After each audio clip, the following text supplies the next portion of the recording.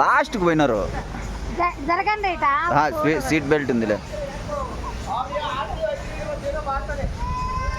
ఈ పక్క అయితే చూడు వీడియో ఊరు అవపరాలే. జరగమని చెప్పు మళ్ళా. సీట్ బెల్ట్ వేసినాడు అని చెప్పిన. బెల్ట్ ఏం లేదు అదా, అది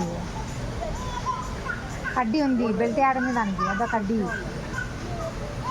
రే ఈతలు జరగండి, కడ్డీకి ఈతలు రాండి రాండి. అదేం చూడు చెయ్యి ఉప్పు.